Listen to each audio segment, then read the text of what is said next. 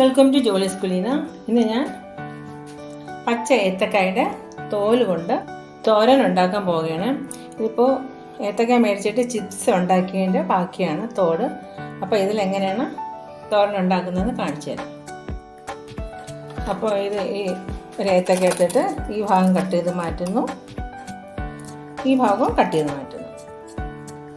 എന്നിട്ട് കണ്ടോ, ഇതിൻ്റെ നാര്, മുൻവശത്തുള്ള നാര് ഇതിങ്ങനെ ചെറുതായിട്ട് കട്ട് ചെയ്ത് മാറ്റാം. ചെറുതായിട്ട് കട്ട് ചെയ്ത് മുഴുവനായിട്ട് മാറ്റാം. ചെറിയൊരു നാര് നമ്മളിങ്ങനെ എടുത്ത് കളഞ്ഞാൽ ഇത് വരും.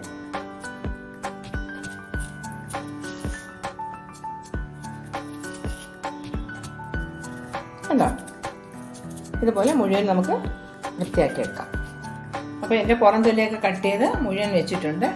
ഇനി ഇത് വളരെ ചെറുതായിട്ട് അരിഞ്ഞെടുക്കാം.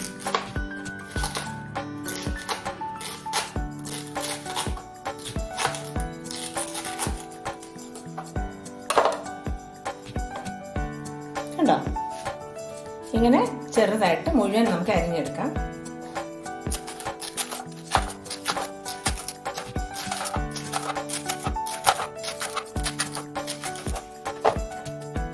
അപ്പോൾ ഏത്തക്കായയുടെ തോല് കട്ട് ചെയ്ത് വെച്ചിട്ടുണ്ട്. അപ്പോൾ ഇനി ഞാൻ താളിക്കുകയാണ്. ഏകദേശം 2 ടേബിൾ സ്പൂണോളം വെളിച്ചെണ്ണ ഞാൻ ഒഴിച്ചിട്ടുണ്ട്. അതിലേക്ക് കുറച്ച് കടുക് ഇട്ട് കൊടുക്കുകയാണ്. കടുക് നന്നായിട്ട് പൊട്ടി തുടങ്ങി. 2 ഉണക്കമുളക് കട്ട് ചെയ്തത് അതിലോട്ട് ഇട്ട് കൊടുക്കുകയാണ്.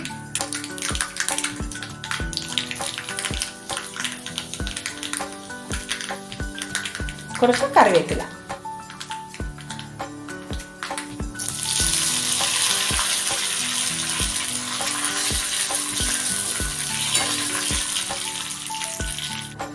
കട്ട് ചെയ്ത് വെച്ചിരിക്കുന്ന ഏത്തക്കയുടെ തോടിട്ട് കൊടുക്കണം.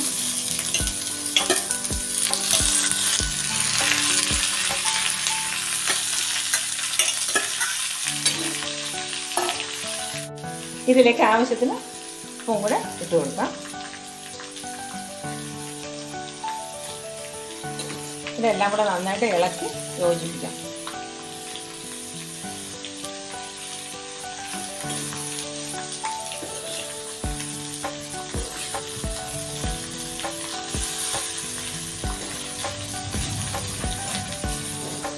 സാധാരണ നമ്മൾ ഈ ഏത്തക്കയുടെ തോല് കളയുകയാണ് ചെയ്യുന്നത്. ഇപ്പോൾ ചിപ്സിനുണ്ടാക്കിയാലും കുഞ്ഞുങ്ങൾക്ക് ഏത്തക്ക പൊടി ഉണ്ടാക്കിയാലും ഈ തോലൊക്കെ നമ്മൾ കളയുകയാണ്. അപ്പോൾ ഇത് നമുക്ക് ഇങ്ങനെ തോരനുണ്ടാക്കി മെഴുക്ക് വരട്ടിയൊക്കെ നമുക്കിത് ഉപയോഗിക്കാനായിട്ട് പറ്റും.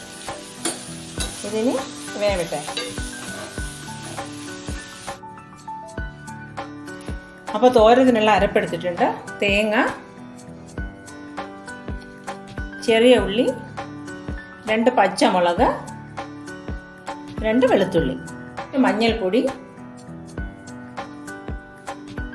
കുറച്ച് ജീരകം, ഇത്രയും കൂടെ ഇട്ട് തോരത്തിന് അരയ്ക്കുന്നത് പോലെ അരച്ചെടുക്കാം.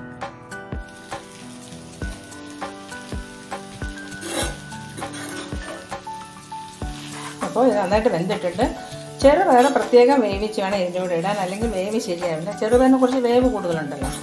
അപ്പോൾ ചെറുപയർ സെപ്പറേറ്റ് വേവിച്ച് വേണം ഇതിൻ്റെ കൂടെ ഇടാനായിട്ട്. ഇപ്പോൾ ഇത് വെന്തിട്ടുണ്ട്, നന്നായിട്ട് വെന്തിട്ടുണ്ട്. ഇതിലേക്ക് അരച്ച് വെച്ചിരിക്കുന്ന മസാലയും കൂടെ ഇട്ട് കൊടുക്കാം.